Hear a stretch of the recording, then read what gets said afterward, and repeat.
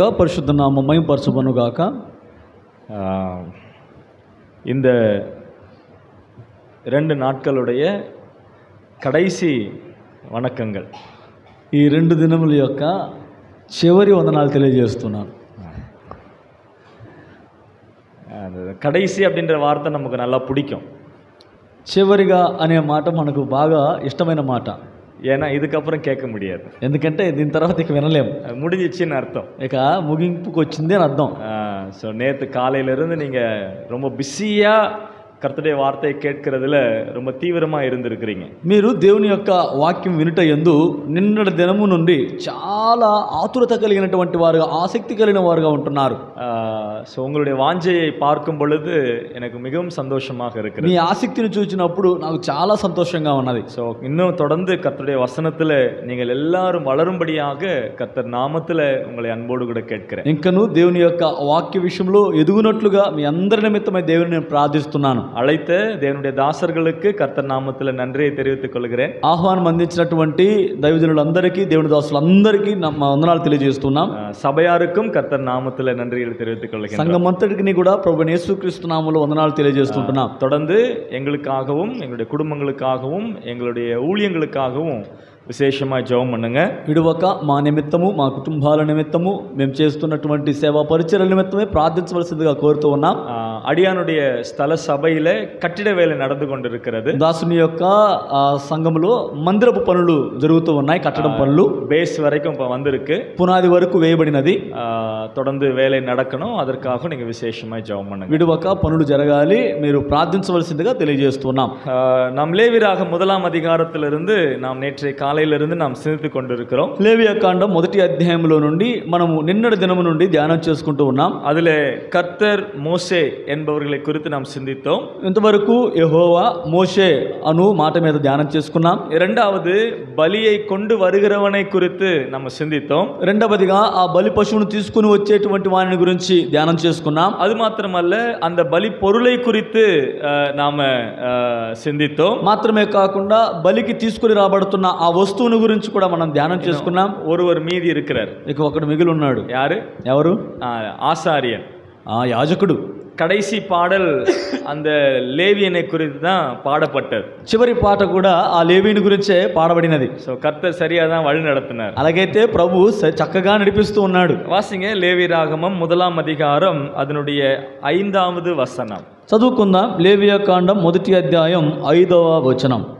అతడు యెహోవా సన్నిధిని ఆ కోడెదూడను వధించిన తరువాత యాజకులైన అహరోను కుమారులు దాని రక్తమును తెచ్చి ప్రత్యక్షపు గుడారం ఎదుటనున్న బలిపీఠము చుట్టూ ఆ రక్తమును ప్రోక్షింపవలెను.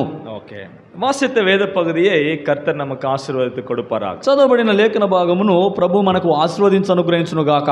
இங்கே ஆரோனுடைய குமாரராகிய ஆசாரியர்கள் என்று நாம் இங்கே பார்க்கிறோம். ఇక్కడ మనము యాజకులైన అహరోను కుమారులు అని మనం చదువుతున్నాం. కొంచెం ఇవర్களை పற்றி நாம பார்க்கணும் அப்படின்னு சொன்னா, వీరిని గురించి మనం కొంత చూడాలి అనుకుంటే, யாக்கோபுக்கு 12 కుమారர்கள். యాకోబుకు 12 మంది కుమారులు. ஆதியாகமம் 29 அதிகாரம் 34 வசனத்தை நாம் வாசிக்கும் பொழுது, ఆదికాండ గ్రంథం 29వ అధ్యాయం 34వ వచనాన్ని చదువుతున్నప్పుడు, அங்கே லேயாளுக்கு பிறந்த 3வது மகன் லேவி என்று நாம் பார்க்கிறோம். అక్కడ లేవీకి పుట్టినటువంటి 3వ కుమారుడు ఈ లేవి అని మనం చూస్తుంటున్నాం. அங்கே வாசிக்கிறோம், అక్కడ చదువుతున్నాం, இப்பொழுது என்னோட சேர்ந்திருப்பார் என்று சொல்லி அவனுக்கு லேவி என்று பெயரிட்டாள். తుదకు ఈసారి నా పెనిమిటి నాతో హత్తుకొని ఉండును అని అతనికి లేవి అని పేరు పెట్టినట్లుగా చూస్తుంటున్నాము. யாக்கோபுக்கு லேவியின் மேல், லேயாளின் மேல் அதிக வாஞ்சை கிடையாது. యాకోబుకు లేయా మీద ఎక్కువ ప్రేమ లేదు. ராகேல் மேல் அதிகமான பிரியம் இருந்தது. ఎక్కువగా రాహేలునే ప్రేమించువాడుగా ఉన్నాడు. லேயாளுக்காக எத்தனை வருஷம் வேலை பண்ணாரு? లేయా నిమిత్తమై ఎన్ని సంవత్సరాలు పనిచేశాడు? 1 வருஷம் கூட வேலை செய்யல. 1 సంవత్సరం కూడా పని చేయలేదు. 14 வருஷமும் ராகேலுக்காக தான் வேலை செஞ்சார். ఆ 16 సంవత్సరాలు కూడా రాహేలు నిమిత్తమే పనిచేశాడు. முதல் 7 வருஷமும் ராகேலுக்காக தான். మొదటి 7 సంవత్సరాలు రాహేలు నిమిత్తమే.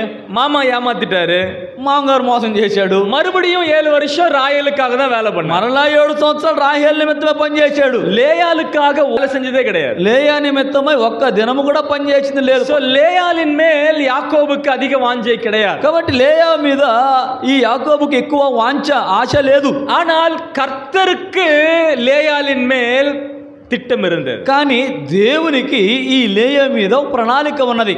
இன்றைக்கு நீங்க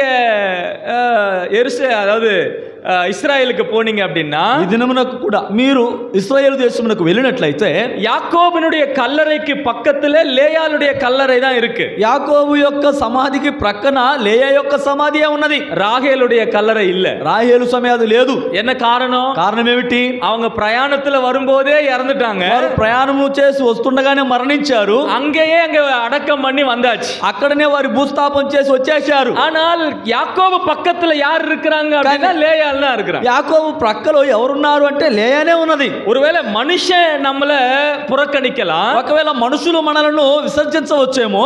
யார் புறக்கணிக்கிறது இல்ல, కానీ ఎవరు మనల్ని విసర్జించడం లేదు. கர்த்தர் புறக்கணிக்கிறது இல்ல. ప్రభు మనల్ని ఏమాత్రము త్రోసివేసేది లేదు. இங்க இந்த லேயாளுக்கு, மனுஷனால் புறக்கணிக்கப்பட்ட லேயாளுக்கு பிறந்த 3வது மகன் தான் இந்த லேவி என்று பார்க்கிறோம். మనుషుల వలన త్రోసివేయబడిన విసర్జింపబడినటువంటి లేయాకు పుట్టినటువంటి 3వ కుమారుడే ఈ లేవి అని మనం చూస్తున్నాం. இந்த லேவி என்ற இந்த பேருக்கு சேர்ப்பவன் என்று அர்த்தமாக இருக்கிறது. ఈ లేవి అను మాటకు గల అర్థము చేర్చువాడు అని అర్థమై ఉంటున్నది. அவங்க ஏன் பேர் வச்சாங்க?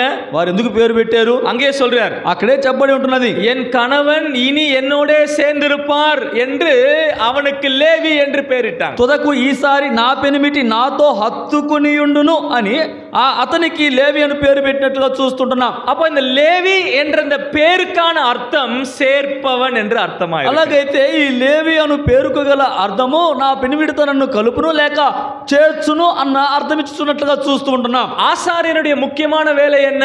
యాజకుని యొక్క ముఖ్యమైనటువంటి పని ఏమిటి? சேர்ப்பவன், చేర్చువాడు.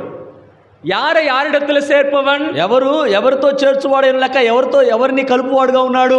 மனுஷனை தேவனிடத்திலே சேர்ப்பவன் ஆசாரியனா இருக்கு. ఒక మనుషుని దేవునితో కూడా కలుపువాడు లేక చేర్చువాడు యొక్క యాజకుడై ఉన్నాడు. அதாவது பாவத்தோட வரக்கூடிய நபரை, పాపముతో కూడా వచ్చేటువంటి వ్యక్తిని அவனுக்காக செலுத்த வேண்டிய ஆசாரிய முறைமைகளை, பரிகார முறைமைகளை நிறைவேற்றிய பிறகு అతని నిమిత్తమై యాజక ధర్మం అంతటిని కూడా నెరవేర్చిన తరువాత அவனை கர்த்தரிடத்திலே சமாதானப்படுத்துகிறவன் இந்த ஆசாரியனாக இருக்கிறான். ఇదిగో దేవుని యొద్ద సమాధానపరచువాడే ఈ యొక్క యాజకుడై ఉన్నట్లుగా చూస్తుంటున్నాం. இப்போ நாமெல்லாம் நம்முடைய முக்கியமான வேலை என்ன? మన యొక్క ప్రాముఖ్యమైనటువంటి పనులు ఏమిటి? நாமெல்லாம் யாரு? మనం అందరం ఎవరమై ఉన్నాం?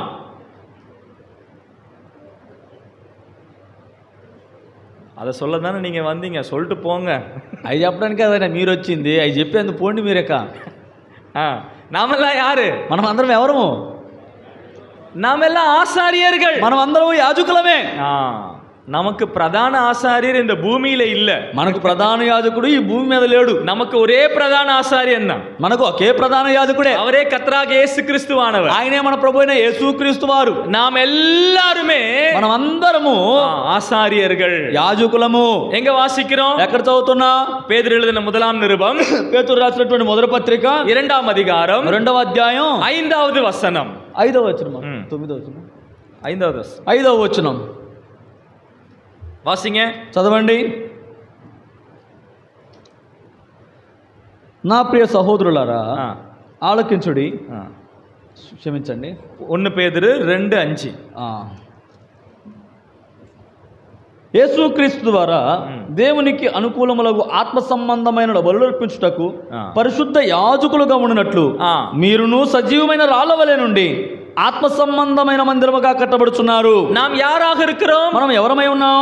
పరిశుద్ధ ஆசாரிய கூட்டம். మనము పరిశుద్ధ యాజకులమై ఉంటున్నాం. இந்த ஆசாரியர்களாக நாம் யாருக்கு முன்னதாய் நிற்கிறோம்? మనము இந்த பரிசுத்த ஆசாரியர்களாக நாம் யாருக்கு முன்னதாக நிற்கிறோம்? మనము పరిశుద్ధ యాజకులముగా ఎవరు ఎదుట నిలబడి ఉన్నాం? இங்க வாசிக்கிறோம், ఇక్కడ మనం చదువుతున్నాం, தேவனுக்கு முன்பதாக, దేవునికి అనుకూలముగా మనం చూస్తుంటున్నాం. நாம் தேவனுக்கு முன்பதாக நிற்கிற பரிசுத்த ஆசாரிய கூட்டமாக இருக்கிறோம். మనము దేవుని ఎదుట నిలబడినటువంటి పరిశుద్ధ యాజకులమై ఉంటున్నాము. 9వ వచనத்திலே 9వ వచనంలో அங்க என்ன வாசிக்கிறோம்? అక్కడ ఏం చదువుతుంటున్నా? நீங்களோ మీరైతే உங்களை அந்தகாரத்தில் நின்று தம்முடைய ஆச்சரியமான ஒரே இடத்திற்கு வரவழைத்தவருடைய புண்ணியங்களை அறிவிக்கும்படிக்கு ராஜரீக ஆசாரிய கூட்டமாயிருக்கிறீர்கள். అయితే మీరు చీకట్లో నుండి ఆశ్చర్యకరమైన తల వెలుగులోనికి మిమ్మును పిలిచిన వాని గుణాతిశయములను ప్రచురము చేయ నిమిత్తము ఏర్పరచబడిన వంశమును, రాజులైన యాజక సమూహమును, పరిశుద్ధ జనమును, దేవుని సొత్తైన ప్రజలునై ఉన్నారు. இங்கே நாம் ராஜரீக ஆசாரிய கூட்டம், ఇక్కడ మనం చదువుతున్న రాజులైన యాజక సమూహం అని చూస్తున్నా. யாருக்கு முன்னதாய் நிற்க வேண்டும்? ఎవరి ఎదుట నిలబడాలి?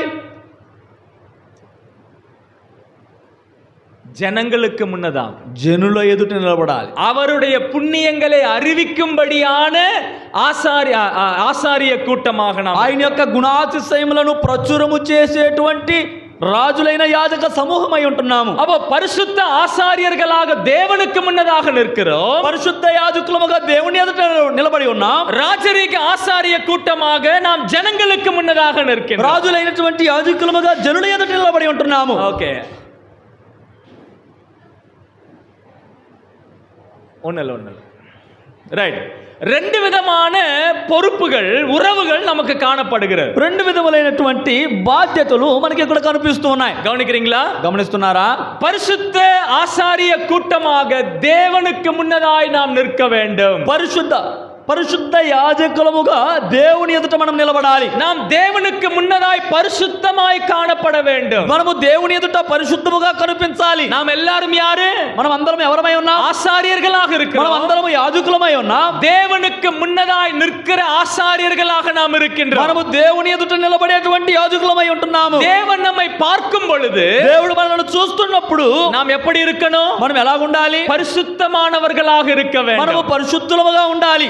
பிரித்தெடுக்கப்பட்டவர்களாக இருக்க வேண்டும். ప్రత్యేకింపబడిన వారమై ఉండాలి. கர்த்தருக்காக பிரித்தெடுக்கப்பட்டவர்கள், ప్రభువు నిమిత్తమై ప్రత్యేకింపబడిన వారము, உலகத்தில் இருந்து பிரித்தெடுக்கப்பட்டவர்கள், లోకములో నుండి ప్రత్యేకింపబడిన వారము. நாம் எல்லாரும் ஆசாரியர்கள், మనమందరము యాజకులము, நாம் பிரித்தெடுக்கப்பட்டவர்களாக இருக்கின்றோம். మనమందరము ప్రత్యేకింపబడిన వారమై ఉంటున్నాము. ஒன்று, ఒకటి, நாம் தேவனுக்கு முன்னதாய் நிற்கும் பொழுது, మనము దేవుని ఎదుట నిలబడుతున్నప్పుడు நாம் ஜனங்களை என்ன செய்ய வேண்டும்? మనము జనులను ఏం చేయాలి? தேவனிடத்திலே சேர்க்க வேண்டும். దేవుని యొద్దకు చేర్చాలి. இது யாருடைய வேலை? ఇది ఎవరి యొక్క పని? ஆசாரியருடைய வேலை. యాజకుల పని. இங்க யாராவது ஆசாரியர்கள் இருக்கிறீங்களா? ఇక్కడ ఎవరైనా యాజకులు ఉన్నారా? இருக்கீங்களா? ఉన్నారా? யாரு? ఎవరు? நான். నేను. நாம் எல்லாரும் ஆசாரியர்கள். మనం అందరము యాజకులమే. அப்ப என்னுடைய முக்கியமான வேலை என்ன? అలాగైతే నా ప్రాముఖ్యమైనటువంటి పని ఏమిటి? జనங்களை தேவனிடத்திலே சேர்க்கிற வேலை. జనులందరినీ కూడా దేవుని యొద్దకు చేర్చేటువంటి పని ఉంది. రెండు విధத்திலே நாம் சேர்க்கின்றோம். రెండు విధాలుగా మనము చేరుస్తున్నాం. ఒకటి, சுவிசேஷத்தின் வழியாக நாம் தேவனிடத்திலே சேர்க்கின்றோம். సువార్త ద్వారా జనులను దేవుని యొద్దకు చేర్చుచున్నాము. ஆண்டவரோட உறவை ஏற்படுத்துகிறவர்களாக நாம் இருக்கின்றோம். దేవునితో కూడా సంబంధమును ఏర్పరిచేటువంటి వారముగా మనం ఉంటున్నాము. இது ஒன்று. ఇది ఒకటి. இரண்டாவదిగా ரட்சிக்கப்பட்டவன் பின்வாங்கும் பொழுது, రక్షింపబడిన వాడు వెనుకబడిపోయినప్పుడు அவனை மறுபடியும் பேசி சரி செய்து மறுபடியும் தேவனிடத்திலே சேர்க்க வேண்டியவர்களாக இருக்கின்றோம். మరలా వానితో కూడా మాట్లాడి వాని సరిచేసి దేవుని యొద్దకు చేర్చే వారమై మనం ఉండాలి. ஒருவன் தவறு செய்யும் பொழுது, ఒకడు తప్పిదం చేస్తున్నప్పుడు அவனுடைய நிலைமை இனி அவ்வளவுதான் என்று விட்டுவிடக் கூடாது. ఈ స్థితి ఇంతేలే అని వాని విడిచిపెట్టకూడదు. அவனை மறுபடியும் கர்த்தரிடத்திலே சேர்க்க வேண்டிய வேலை ஒவ்வொரு ஆசாரியனுடையதாக இருக்கிறது. అతనిని మరలా దేవుని యొద్దకు చేర్చేటువంటి పని ఒక్కొక్కని యొక్క యాజకుని పని అయి ఉంటున్నది. அதை நாம் செய்ய வேண்டும். దీనిని మనం చేయాలి. రెండవదిగా ராஜரீக ஆசாரிய கூட்டம், రాజులైన యాజక సమూహము, ஜனங்களுக்கு முன்னதாய் நிற்கக்கூடிய வேலை, జనుల ఎదుట నిలబడాల్సినటువంటి పని. பிரியமானவர்களே, రెండు உறவுகள் மிக முக்கியமானதா இருக்கிறது. ప్రియమైన వారలారా, ఈ రెండు సంబంధాలు చాలా ప్రాముఖ్యమైనవిగా ఉంటున్నాయి. ஒன்று, ఒకటి, தேவனோடுள்ள உறவு, దేవునితో కూడా ఉన్నటువంటి సంబంధం. రెండవదిగా మనుషరోడుள்ள ఉరవు, మనుషులతో కూడా ఉన్నటువంటి సంబంధం. ఎఫెసియర్ 1ஆம் அதிகாரம், ఎఫెసు రాసిన పత్రిక 1వ అధ్యాయం, அங்கே ஒரு வசனத்தை வாசிக்கலாம். అక్కడ ఒక వచనాన్ని చదువుకుందాం. 15வது వచనం, 15వ వచనం என்ன వాసిக்கிறோம்? ఏం చదువుతున్నాం? ఈ హేతువు చేత ప్రభువైన యేసునందలి మీ విశ్వాసమును గూర్చి పరిశుద్ధులందరి ఎడల మీరు చూపుతున్న విశ్వాసమును గూర్చి నేను వినినప్పటి నుండి మీ విషయమై మానక దేవునికి కృతజ్ఞతాస్తుతులు చెల్లించుతున్నాను.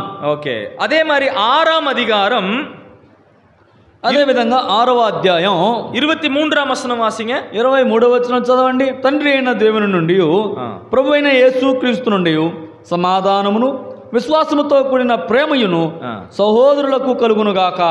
విశ్వాసం அதோட கூடிய அன்பு என்று பார்க்கிறோம். విశ్వాసముతో కూడిన ప్రేమ అని మనం చూస్తుంటున్నాం. இந்த 1ஆம் அதிகாரம் 15ஆம் வசனத்திலே, ఈ మొదటి అధ్యాయము 15వ వచనంలో தெலுங்கு வேதாகமத்திலே 2 இடத்திலேயும் விசுவாசம் என்று சொல்லப்பட்டிருக்கிறது. తెలుగు తర్జుమాలో ఈ 2 చోట్ల కూడా విశ్వాసం అని రాయబడి ఉన్నది. அதாவது கிறிஸ்து ஆண்டவராகிய இயேசு கிறிஸ்துவின் மேல் உள்ள விசுவாசம், ఇది దేవుని పైన ఉన్నటువంటి విశ్వాసము. பரிசுத்தவான்களிடத்திலே அன்பு இருக்க வேண்டும், పరిశుద్ధుల ఎదుట ప్రేమ ఉండాలి. ஆனால் அங்கே தெலுங்குல விசுவாசம் என்று இருக்கிறது. తెలుగులో అయితే విశ్వాసం అని ఉన్నది. தமிழ் மொழிபெயர்ப்பிலே விசுவாசம் அன்பு என்று நாம் பார்க்கிறோம். తమిళ తర్జుమాలో అయితే విశ్వాసము అలాగే విశ్వాసంతో కూడిన ప్రేమ అని ఉంది. கவனிக்கிறீங்களா? గమనిస్తున్నారా? தேவனிடத்திலே விசுவாசம், దేవుని ఎదుట విశ్వాసం, பரிசுத்தவான்களிடத்திலே పరిశుద్ధుల ఎదుట அன்பு, ప్రేమ. இது ரெண்டும் ఈ రెండు కూడా ஒன்றோடு ஒன்று சம்பந்தப்பட்டது, ఒకదానితో ఒకటి సంబంధం కలిగి ఉన్నది. ஒரு ஆசாரியன், ఒక యాజకుడు தேவனோடுள்ள உறவிலே இருக்க வேண்டும், దేవునితో కూడా ఉన్న సంబంధంలో ఉండాలి. பரிசுத்தவான்களோட உறவிலே இருக்க வேண்டும், అలాగే పరిశుద్ధులందరితో కూడా ప్రేమలో ఉండాలి. தேவனோடுள்ள உறவிலே இருக்கிற ஆசாரியன் தான் దేవునితో కూడా సంబంధంలో ఉన్నటువంటి యాజకుడు మాత్రమే பரிசுத்தவான்களோட தான் சம்பந்தம் இருக்கக்கூடிய ஆசாரியனாக இருக்க முடியும். పరిశుద్ధులందరితో కూడా సంబంధం కలిగినటువంటి యాజకుడుగా, దేవునితో కూడా ఉన్నటువంటి యాజకుడుగా ఉంటాడు. நாம் என்ன சொல்லுவோம்? మనం ఏం చెప్తాం? எனக்கு தேவனோடு பிரச்சனை இல்ல, నాకు దేవునితో అయితే సమస్య లేదు, பிரச்சனை என் சகோதரனோட தான். కానీ సమస్య నా సహోదరుడితోనే. சொல்றது புரியுதுங்களா? చెప్పేది అర్థమవుతుందా? தேவனோடு உறவு சரியா இருந்தா, దేవునితో కూడా సంబంధము సరిగ్గా ఉంటే எந்த உறவு சரியா இருக்கும்? ఏ బంధం సరిగ్గా ఉంటుంది? உன் சகோதரனோடுள்ள உறவு சரியா இருக்கும். నీ యొక్క సహోదరుడితో కూడా ఉన్నటువంటి ఆ సంబంధం సరిగ్గా ఉంటుంది. உன் సகోదరனோட உறவு சரியா இல்லை என்றால், నీ సహోదరుడితో నీ సంబంధము సరిగ్గా లేదు అని అంటే தேவனோடு உன் உறவு சரியா இல்லை என்றுதான் అర్థం. దేవునితో కూడా నీ యొక్క సంబంధం అన్నది సరిగ్గా లేదని అర్థమై ఉంటున్నది. தேவனோடு உறவு சரியா இருக்கிறது என்பதற்கு ప్రూఫ్ என்ன? దేవునితో కూడా నేను సంబంధం కలిగిన వానిగా సరిగ్గానే ఉన్నాను అని చెప్పడానికి గల ఆనవాలు ఏంటి? ప్రూఫ్ என்ன? ప్రూఫ్ ఏంటి? உன் சகோதரனோடு உள்ள உறவு சரியா இருக்கும். నీ సహోదరుడితో కూడా ఉన్నటువంటి సంబంధాలు సరిగ్గా ఉన్నావన్నటియే. கணவன் மனைவிக்கும் பிரச்சனை, భార్యాభర్తల మధ్య సమస్య, சண்டை, గొడవ. ఎందుకు?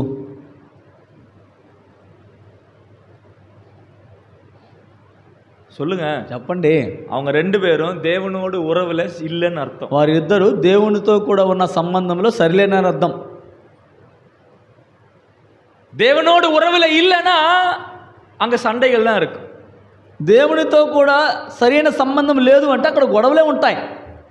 பெற்றோர்கள், பிள்ளைகள், తల్లిదండ్రులు, పిల్లలు, சபையில உள்ள சகோதர சகோதரிகள், సంఘంలోనే ఉన్నటువంటి సహోదర సహోదరుల మధ్య என்னுடைய உறவு கர்த்தரோடு சீரா இருக்கும் பொழுது, నా యొక్క సంబంధం అన్నది దేవునితో కూడా సరిగ్గా ఉంటున్నప్పుడు என் சகோதரனோடு உள்ள உறவும் சரியாக నా இருக்கும். సహోదరుడి పట్ల ఉన్న సంబంధం కూడా సరిగ్గానే ఉంటుంది.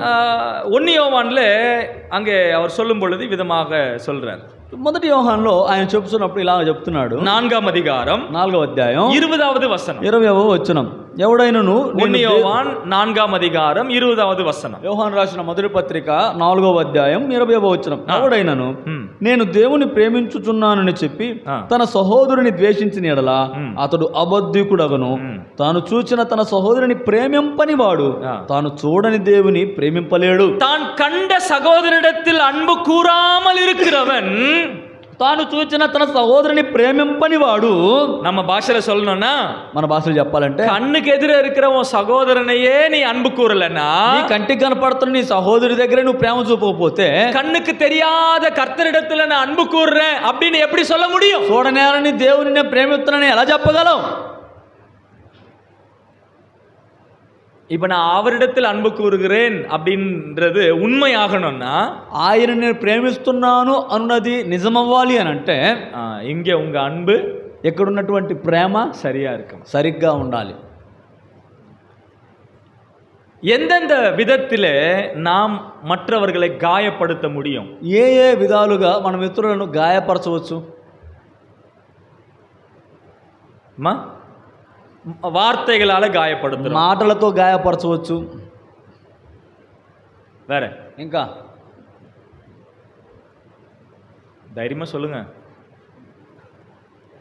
చూపులతో, தைரியமா சொல்லுங்க, ధైర్యంగా చెప్పండి. கண் பார்வையில కంటి చూపుతో முறைச்சு பார்த்தே காயப்படுத்திடுறோம். ఉరిమి చూసే గాయపరుస్తారు. ఓకే, రెండోదిగా అப்புறம் తర్వాత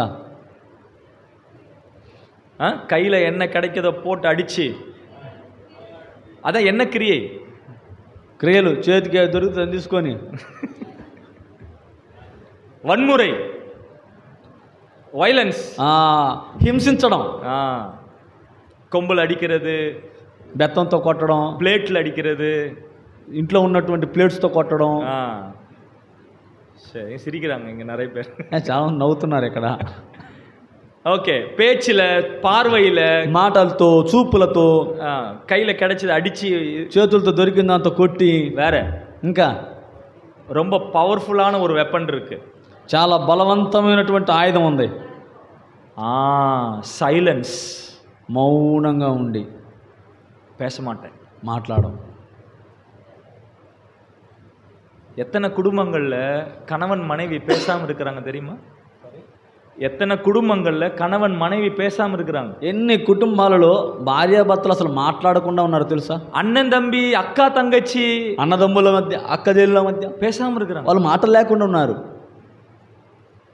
మామనార్ మామియార్, అలాగే అత్త మామలతో, మరుమగల్ మామియార్, అలాగే కోడలు అత్త.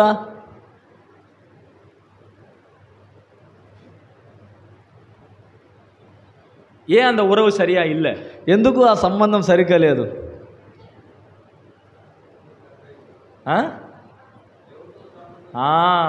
దేవునోడు ఉరవు సరియా ఇల్ల, దేవునితో కూడా సంబంధం సరిగ్గా లేదు.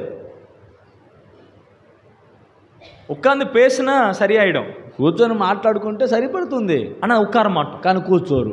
ఎందుకు? ఈగో ప్రశ్న, ఈగో సమస్య. யார் முதல்ல வந்து பேசணும்? ఎవరు ముందు వచ్చి మాట్లాడేది? అసలు உங்களுக்கு ஒரு விஷயம் சொல்லட்டுங்களா? మీకు అసలు ఒక మాట చెప్పమంటారా? நீங்க ஒருத்தருக்கு ஒருத்தர் பேசலனா, మీరు ఒకరితో ఒకరు మాట్లాడుకోకపోతే, உங்க ஒருத்தருக்கு ஒருத்தர் சண்டை இருந்துச்சுன்னா, మీకు ఒకరితో ఒకరు గొడవ ఉంటే, ఆండவர் சொல்றாரு, ప్రభు అంటున్నాడు, నీ కాணிக்க கொடுக்காதன்னு சொல்றாரு, నువ్వు అర్పణలు అర్పించొద్దు అంటున్నాడు. அப்படியா? బైబిల్లో தான் இருக்கு, பாருங்க, బైబిల్లోనే ఉంది, చూడండి. మత్తయి 5వ అధికారం, మత్తయి సువార్త 5వ అధికారం 5వ అధ్యాయం 33, 34 వచనం, 33, 34 వచనాలు. మరియు నీవు అప్రమాణము చేయక నీ ప్రమాణములను ప్రభువునకు చెల్లింపవలనని పూర్వీకులతో చెప్పిన మాట మీరు విన్నారు కదా. నేను మీతో చెప్పున్నదేమనగా, ఎంత మాత్రం ఒట్టు పెట్టుకునవద్దు, ఆకాశము తోడనవద్దు, అది దేవుని సింహాసనం. 5:23, 24, 5వ అధ్యాయం 23, క్షమించండి, 5వ అధ్యాయం 23వ వచనం, 24వ వచనం. కావున నీవు బలిపీఠమునొద్ద అర్పణను నర్పించుచుండగా నీ మీద నీ సహోదరునికి విరోధమేమైనా కలదని అక్కడ నీకు జ్ఞాపకము వచ్చినలా అక్కడ బలిపీఠమునెదుటనే నీ అర్పణము విడిచిపెట్టి మొదట వెళ్ళి నీ సహోదరునితో సమాధానపడుము, అటు తర్వాత వచ్చి నీ అర్పణ నర్పింపుము. కాணிక ముఖ్యమా, సహోదరునోడు ఉరవు ముఖ్యమా? అర్పణ ప్రాముఖ్యమా లేక సహోదరుడితో కూడా ఉండేటువంటి సంబంధము ప్రాముఖ్యమా? కాணிక ముఖ్యమా, కణవన్ మనవి మధ్యలో సమాధానం ముఖ్యమా? అర్పణలు ప్రాముఖ్యమా, భార్యాభర్తల మధ్య సమాధానము ప్రాముఖ్యమా? நமக்கு காணிக்க தான் முக்கியம், మనకైతే అర్పణలే ప్రాముఖ్యం.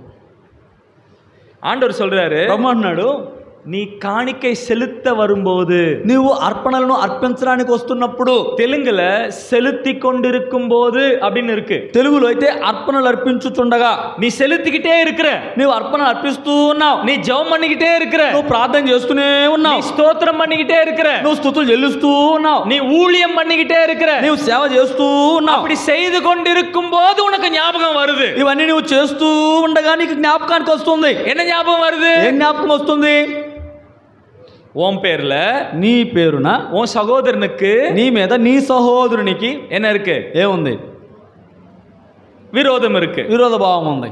உனக்கு இருக்கா? నీకుందా?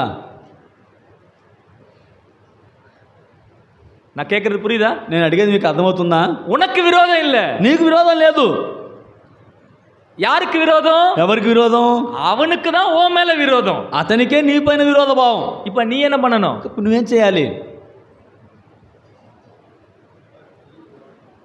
யார் போனோம்? ఎవరు వెళ్ళాలి? நாம் என்ன சொல்றோம்? మనం ఏమంటున్నాం? எனக்கு ஒன்றும் இல்லைண்ணா, నాకు అసలు ఏం లేదన్నా, அவன் வந்தா நான் பேசுவேன், వాడు వస్తేనే మాట్లాడతా சொல்றோமா? అంటున్నాం కదా. ஆண்டவர் சொல்றாரு, ప్రభు అంటున్నాడు, அவன் இல்ல, వాడు కాదు, நீ போ, నీవు వెళ్ళు, நீ போ, నీవు వెళ్ళు, நீ போய் மாట్లాடு, నీవు వెళ్ళి మాట్లాడు. நாம் என்ன சொல்றோம்?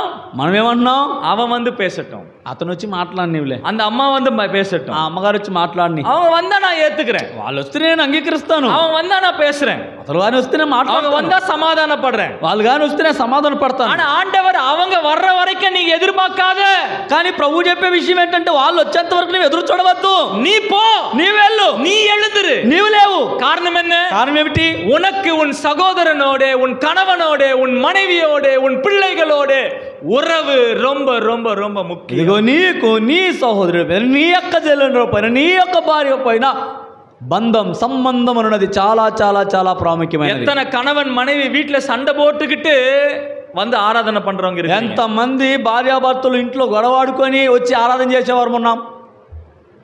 எத்தனை சகோதர சகோதரிகள் ஸ்தோத்திரம் சொல்றது இல்ல, ఎంత మంది అండి సహోదర సహోదరుల మధ్య అసలు వందనాలు చెప్పుకునేది లేదు, கை கொடுக்கிறது இல்ல, చేతులు ఇచ్చేది లేదు, ஆனா ஒரே பாத்திரத்துல நல்லா சாப்பிடும், కానీ ఒకే పాత్రలో తీసుకొని తింటున్నాం, ஒரே பாத்திரத்தை எடுத்து குடிக்கிறோம், ఒకే పాత్రలో తీసుకొని త్రాగుతున్నాం. இது ஆண்டவருடைய சரீரத்தை சாப்பிட்டு சாப்பிட்டு கொழுத்து போயிட்டு இருக்கோம். ఇది ప్రభు యొక్క శరీరాన్ని తిని తిని తిని కొవ్వు పెట్టున్నాం, ஆனா எது இல்ல, కానీ ఏది లేదు. ஆனா இந்த சரீரத்தை மட்டும் விடக்கூடாது, ఈ శరీరத்தை விடக்கூடாது, కానీ ఆదివారం ఆ శరీరాన్ని మాత్రం విడిచిపెట్టకూడదు.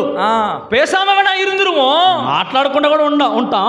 இப்போ சமாதானம் நமக்கு முக்கியம் இல்ல, సమాధానానికి ప్రాముఖ్యం ఎక్కడుంది? ఇక எனக்கு எது முக்கியம்? నాకు ఏది ముఖ్యం? ஞாயிற்றுக்கிழமை அந்த அப்பத்தை சாப்பிட்டுறணும், ఆదివారం ఎట్లయినా రొట్టెని తినాలి, ஞாயிற்றுக்கிழமை அந்த பாத்திரத்தை குடிச்சிடணும், ఆదివారం ఆ పాత్రలో త్రాగేయాలి. அது சாப்பிட்டு குடிச்சாதான் அந்த ஒரு வாரம் ஓடும். అది తిని త్రాగితేనే ఆ వారం అంతా గడిచిపోద్ది మనకు. யாருக்காக பண்றீங்க? ఎవరి కోసం చేస్తున్నారు? நிறைய நேரங்களில் நாம நம்ம திருப்திக்காக தான் பண்ணிக்கிட்டு இருக்கோம். అనేక సమయాల్లో మనం మన తృప్తికి నిమిత్తమే చేసుకుంటున్నాం. சொல்றது புரியுதுங்களா? చెప్పేది అర్థమవుతుందా? ஆண்டவர் சொல்றாரு, ప్రభు అంటున్నాడు, நீ காணிக்க கொண்டு வர வந்துட்ட, నువ్వు అర్పణలు అర్పించడానికి వచ్చేసావు. ஆண்டவர் சொல்றாரு, நீ ప్రభు போ. వెళ్ళు, ప్రభు అంటున్నాడు, నువ్వు వెళ్ళు, முதல்ல போய் சமாதானப்பட்டுவான்னு சொல்றாரு. మొదట వెళ్ళి సమాధాన పడిరావు అంటున్నాడు. நாம என்ன சொல்றோம்? మనం ఏమంటున్నాం? இவ்வளவு தூரம் வந்துட்ட ஆண்டவரே, ప్రభు ఇంత దూరం వచ్చేసాం ప్రభు, கொடுத்துட்டு போயிடுறேன். ఇచ్చేసి వెళ్తానులే. அவர் சொல்றாரு, எனக்கு வேண்டாம். ప్రభు అన్నాడు, అరే వద్దురా. நாம என்ன சொல்றோம்? మనం ఏమంటున్నాం? வந்துட்ட ஆண்டவரே, వచ్చేసాం ప్రభు, கொடுத்துறேன். ఇది ఇచ్చేస్తాను. ஆண்டவர் வேணான்றார், ప్రభు వద్దన్నాడు, ஆனா கொடுத்துட்டு போயிடுறோம். కానీ మనమైతే ఇచ్చేసి వెళ్తున్నాం. இப்ப யார் திருப்திக்காக செய்யறோம்? ఇప్పుడు ఎవరి తృప్తి కోసం చేస్తున్నాం? அநேகருடைய விசுவாசிகளுடைய வாழ்க்கையில செய்யற பல காரியங்கள் நம்முடைய மனநிறைவுக்காக தான் செஞ்சுக்கிட்டு இருக்கிறோமே தவிர, అనేక సమయాలలో విశ్వాసులమైన మనం అందరము కూడా అనేకమైనటువంటి కార్యములు, క్రియలు అన్ని కూడా మన మనస్తృప్తి కొరకే మనం చేస్తున్నామే తప్ప ஆண்டவர் பிரியப்படுகிற வண்ணமாக நாம் செய்கிறது ప్రభు ఇష్టపడినట్లుగా మనం చేయడం లేదు. ஆசாரியன் యాజకుడు தேவனோடு உள்ள உறவிலே சீராக இருக்க வேண்டும். దేవునితో కూడా ఉన్న ఆ సంబంధములు సరిగ్గా ఉండాలి. பரிசுத்தவான்களோடு உள்ள உறவிலேயும் சீராக இருக்க வேண்டும். పరిశుద్ధులతో కూడా ఉన్న ఆ సంబంధములో కూడా సరిగ్గా ఉండాలి. அப்படிப்பட்ட ஒரு உறவிலே இருப்பவன் தான் கர்த்தருடைய நாமத்தின் மகிமைக்காக அவன் வாழக்கூடியவனாக இருப்பான். ఆ రీతిగా ఉండువాడు మాత్రమే ప్రభు యొక్క నామ మహిమార్థమై జీవించువాడుగా ఉంటాడు. நான் ரெண்டு காரியங்களை சொல்லுகிறேன். రెండు కార్యాలు నేను చెప్తున్నాను. கர்த்தரிடத்திலே ஜனங்களை சேர்க்க வேண்டும். ప్రభు యొద్దకు ప్రజలను చేర్చాలి. ஜனங்களையும் நாம் சேர்க்க வேண்டும். అలాగే జనులను కూడా జనులతో కలపాలి. புரியுதுங்களா? అర్థమవుతుంది. జనంగలై కర్తరోడు సమాధానపడుతను. జనులను ప్రభుతో కూడా సమాధానపరచాలి.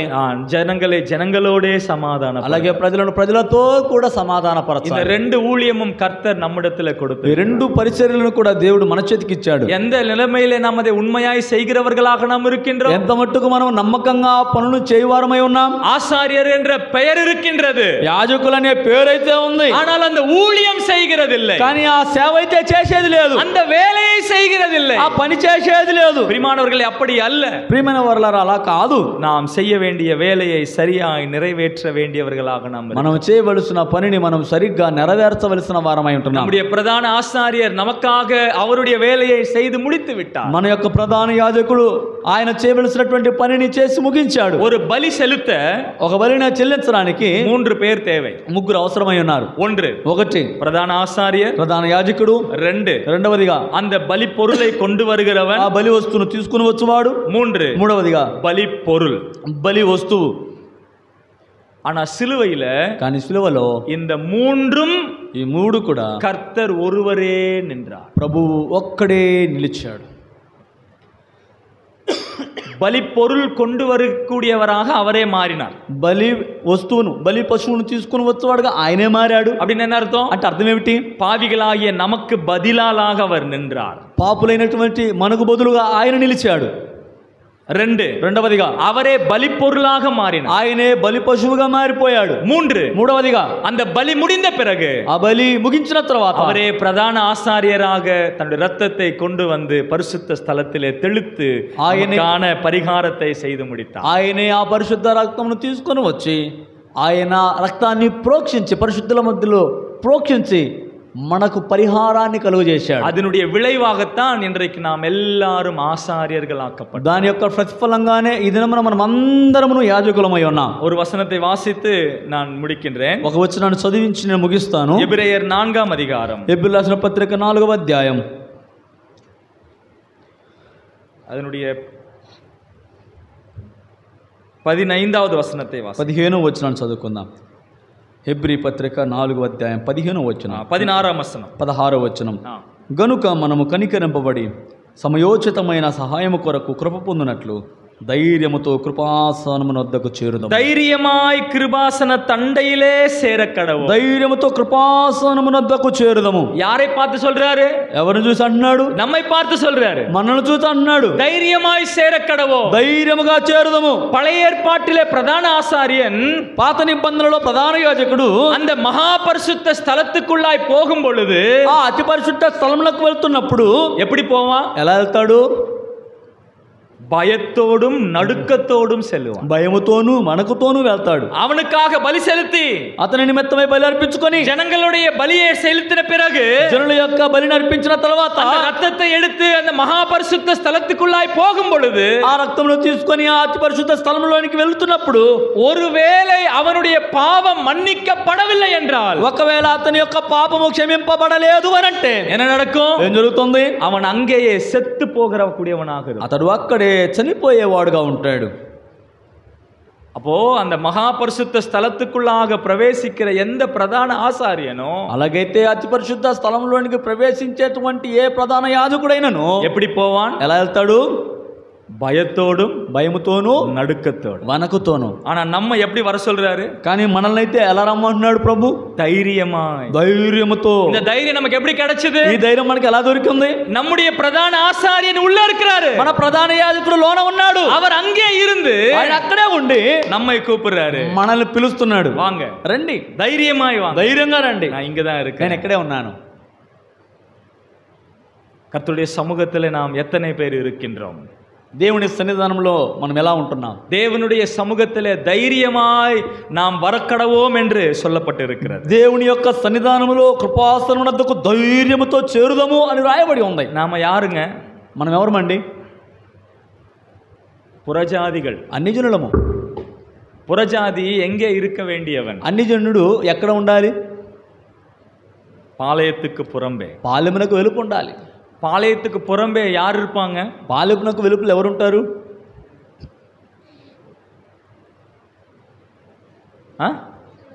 குஷ்டரோகிகள், కుష్ఠరోగులు, வேற ఇంకా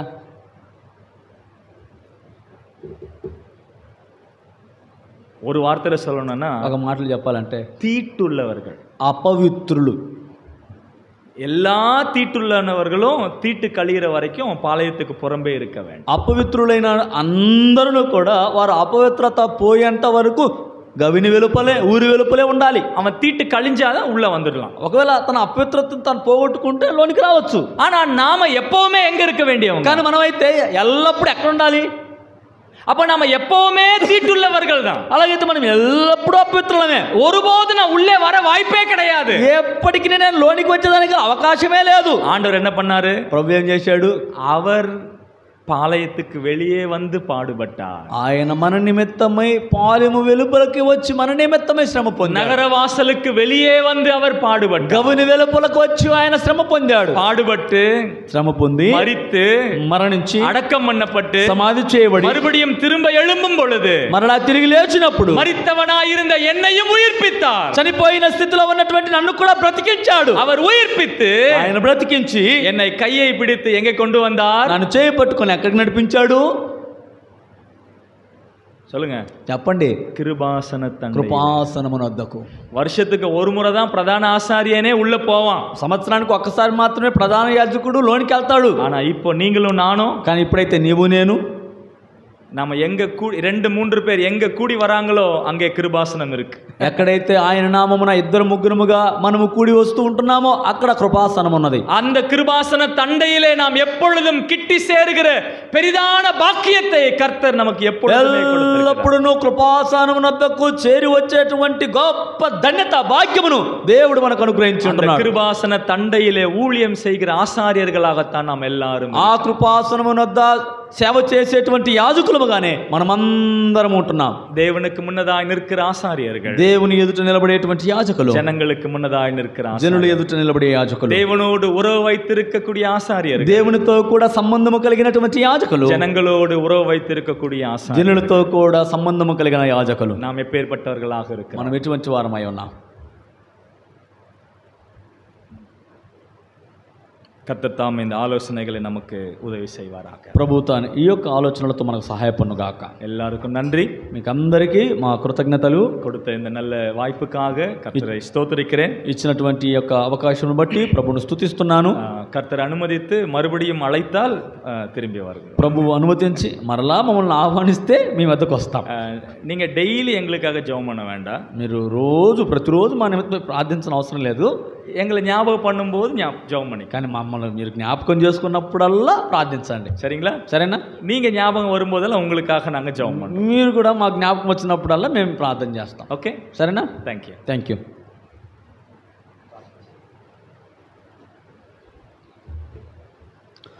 సకల ఆశీర్వాదములకు కారణభూతమైన మా ప్రియ పరలోకమందున తండ్రి, ఈ శ్రేష్టమైన ఈ మధ్యాహ్న సమయంలో మరి ఒకసారి మిమ్మల్ని స్తుతిస్తున్నాం, స్తోత్రిస్తున్నాం. దేవా, మమ్మల్ని మీరు ప్రేమించి ఈ యొక్క సమయమందు కూడా యాజకుడికి ఉండవలసినటువంటి లక్షణాలు, యాజకుడు ఎటువంటి వాడై ఉండాలి అని నాయన మీరు మాతో కూడా స్పష్టంగా మాట్లాడినందుకై మీకు స్తోత్రాలు. మేము మీతో కూడా మంచి సంబంధమును, జనులతో కూడా మంచి సంబంధమును కలిగిన వారమై ఉన్నట్లుగా మీ కృప చూపించమని నడిపించమని వేడుకొనుచున్నాం. ఇక్కడున్న ఈ సంఘాన్ని దీవించండి, ఆశీర్వదించండి. మేము కూడా బయలుదేరి వెళ్తుండగా మా ప్రయాణంలో తోడుగా ఉండి నడిపించమని యేసు ప్రభు దీవెన నామమున పేరట ప్రార్థించి అడిగి పెట్టుకుంటున్నాం తండ్రి. ఆమేన్.